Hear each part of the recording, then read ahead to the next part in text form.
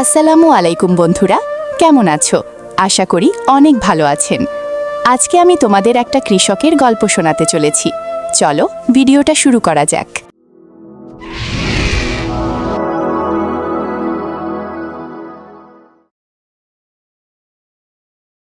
ঝড় বৃষ্টি সাধারণ মানুষের কাছে রোমান্টিক, কিন্তু একজন কৃষকের কাছে তা এক রাতের ধ্বংসলীলা।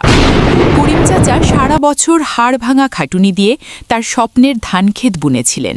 আর মাত্র কয়েকটা দিন গেলে ধানগুলো ঘরে তুলতে পারতাম।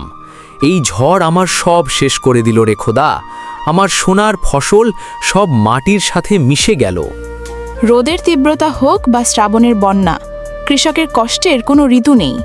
আমরা যখন এসি রুমে বসে চালের দাম নিয়ে তর্ক করি, তখন কোনো এক কৃষক তার বুক ফাটানো কান্না মাটির নিচে লুকিয়ে ফেলেন।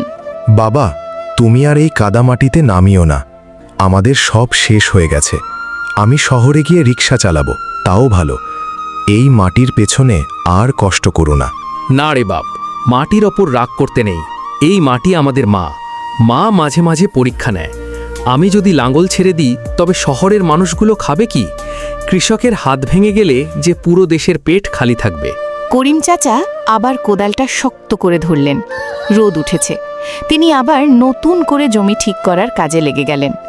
তার কপাল থেকে ঝরে পড়া ঘাম মিশে যেতে লাগলো সেই মাটিতেই।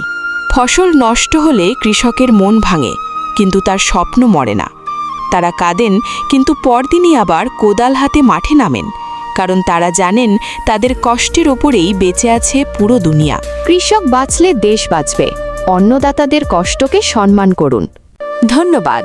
ভিডিওটা ভালো লাগলে একটা লাইক করে চ্যানেলটা সাবস্ক্রাইব করুন। সবার আগে আমাদের ভিডিও পেতে খোদা হাফেজ।